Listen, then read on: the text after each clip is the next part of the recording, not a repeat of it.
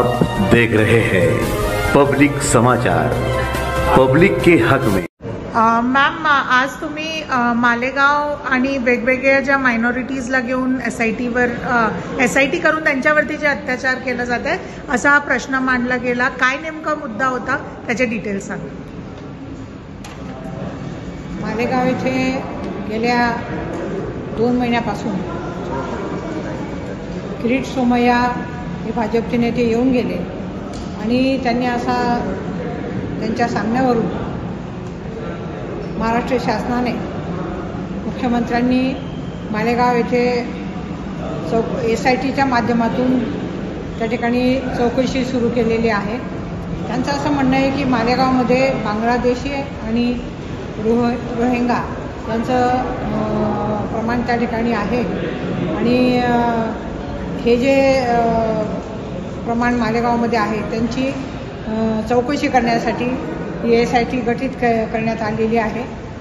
साधारणतः 1.5 ते 2 महिने झाले, परंतु या चौकशीमध्ये एक देखील बांगलादेशी प्रवासी किंवा रोहिंग्या हा आढळून आलेला नाही आहे। आणि मला या ठिकाणी खेदाने सांगावंसं वाटतं की अल्पसंख्याक समाज त्या ठिकाणी मुस्लिम बांधव साधारणतः 90% मतदार ते आहेत आणि त्यांच्यावरती हा जाणून बुजून अन्याय होतो आहे।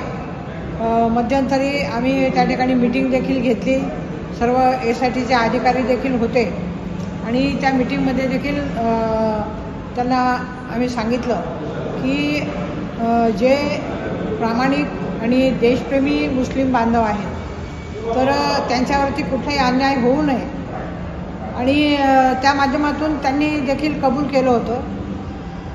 ते त्यांची चौकशी त्या ठिकाणी प्रामाणिकपणे करतायत, पण तुम्हाला एकच सांगावंसं वाटतं की अशा पद्धतीने एखाद्या समाजाला टार्गेट करून हे भाजपचं जे काही षडयंत्र आहे हे तातडीने थांबलं पाहिजे आणि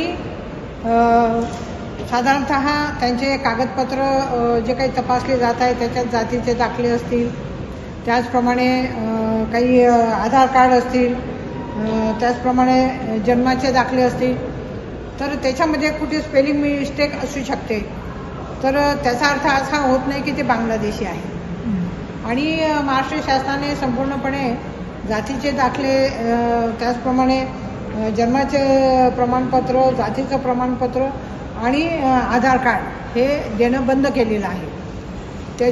ते देखील तातडीने चालू करणं हे गरजेचं आहे, कारण आता शाळा सुरू होतील जूनमध्ये आणि ज्या काही शासनाच्या योजना आहेत त्यांच्यासाठी देखील आधार कार्डची गरज असते, तर त्या योजनांपासून हे जे बांधव आहेत हे वंचित राहू नये असं मला या ठिकाणी सांगावंसं वाटतं।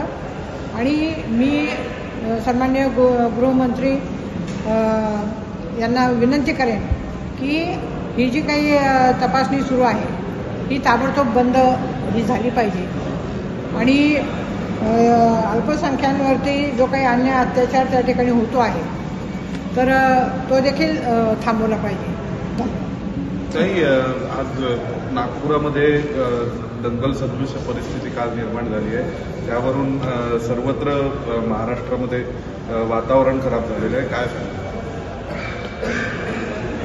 खऱ्या अर्थाने राज्याचे जे गृहमंत्री आहेत त्यांनी तातडीने या सर्व गोष्टींची दखल ही घेतली पाहिजे आणि ते याच्यामध्ये अपयशी ठरलेले आहेत। ठिकठिकाणी दंगली उसळत आहेत, त्याचप्रमाणे महिलांवरती देखील अन्याय अत्याचार होत आहेत, परंतु कुठेही त्यांचं लक्ष नाही आहे आणि अशा पद्धतीने जे काही वातावरण आहे हे कायदा सुव्यवस्था बिघडवण्याचं काम हे सुरू आहे। तर मला निश्चितपणे सांगावंसं वाटतं की गृहमंत्र्यांनी त्या ठिकाणी तातडीने गेलं पाहिजे आणि ही जी परिस्थिती निर्माण झालेली आहे ती परिस्थिती शांत करण्याचा प्रयत्न होतो। ठीक आहे।